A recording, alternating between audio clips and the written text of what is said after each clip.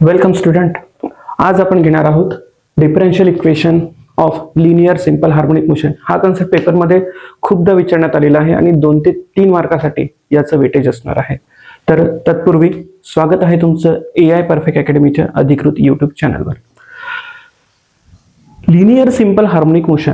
Linear simple harmonic motion काय राहते तर बघा, कोणताही एखादा ऑब्जेक्ट जर का तो टू अँड फ्रो मोशन मध्ये जर असेल तर त्याला आपण लिनियर सिंपल हार्मोनिक मोशन असं म्हणतो.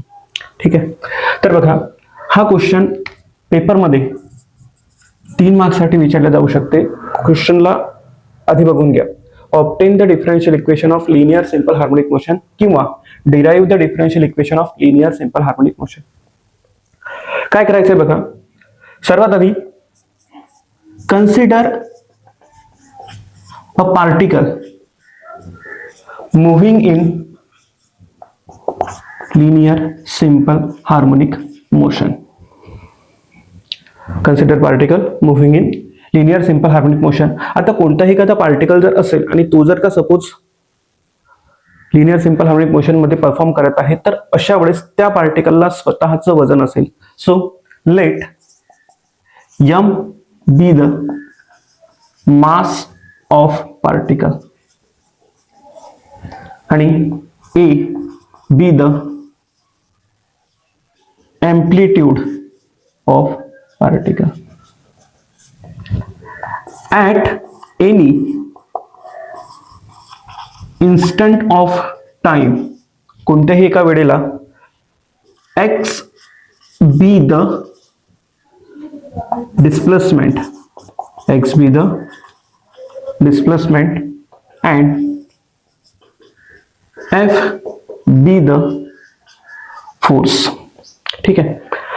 यानंतर according to definition of linear simple harmonic motion. काय आहे लिनियर सिंपल हार्मोनिक मोशनचे डेफिनेशन? द फोर्स और acceleration is directly proportional to displacement where negative sign indicates that the force is directed towards the mean position. म्हणजे याचा अर्थ F is directly proportional to displacement. आणि इथे जे आपण sign जे वापरतोय मायनसचं, तर ते कशासाठी असेल तर ते असेल where negative sign indicate that the force is directed towards the mean position. ठीक आहे. आता याला आपण सिम्प्लिफाय करायचं आहे.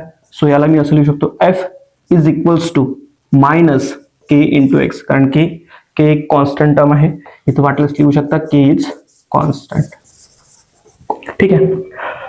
बट वी नो दॅट, काय माहिती आहे आपल्याला?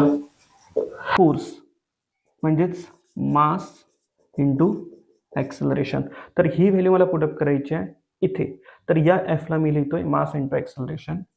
मास into acceleration is equals to minus k into x. बरं, मासला आपण काय डिनोट केलेलं आहे तर मासला आपण m डिनोट केलेला आहे. तर मासला मी लिहितोय m, हा एक्सेलरेशन ॲज इट इज आणि मायनस के एक्स. आणि ठीक आहे, याच्यानंतरच्या स्टेपमध्ये हा जो m आहे हा m आपण तिकडे पाठवून देऊ. म्हणजे एक्सेलरेशनला मी असं लिहू शकतो मायनस के एक्स आणि अपॉन मध्ये m. ठीक आहे. आता एक्सेलरेशन म्हणजेच याला मी थोडं सिम्प्लिफाय करून घेतो. Minus as it is K upon m आणि इथं एक्स. बघा, इथं मी आता 2 व्हॅल्यू पुटअप करणार आहोत. वी नो दॅट एक्सेलरेशन म्हणजेच काय? Change in velocity with respect to time. आणि के अपॉन m म्हणजेच काय तर अँग्युलर व्हेलोसिटी. ठीक आहे. आणि या दोन्ही व्हॅल्यू मला इथं पुटअप करायच्या आहे. तर एक्सेलरेशनला मी व्हॅल्यू पुटअप करतोय dv upon dt is equals to minus sine as it is आणि के अपॉन एमला काय लिहू शकतो मी? Omega square x.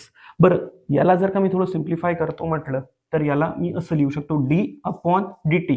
आणि हा जो व्ही आहे तर याला मी ब्रॅकेटमध्ये लिहितोय is equals to minus omega square x. आता बघा, व्ही म्हणजेच काय तर व्हेलोसिटी. आणि व्हेलोसिटीला जर आपण डिफाईन करतो म्हटलं तर change in displacement with respect to time, म्हणून dx अपॉन dt.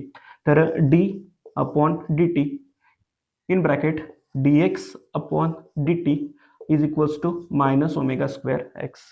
ठीक आहे. आता इथं जर आपण मल्टिप्लाय केलं तर d into d x that is d square x अपॉनमध्ये d t into d t that is d टीचा square is equals to minus omega square x. आणि हे मायनस ओमेगा स्क्वेअर एक्स आहे त्याला जर आपण इकडे आणलं तर ते जाईल प्लसमध्ये, म्हणजे याचा अर्थ डी स्क्वेअर एक्स अपॉनमध्ये d t square plus omega square x आणि इज इक्वल्स टू 0, जे की आपलं फायनल आन्सर असेल. आणि हे आहे आपलं सेकंड ऑर्डर डिफरन्शियल इक्वेशन.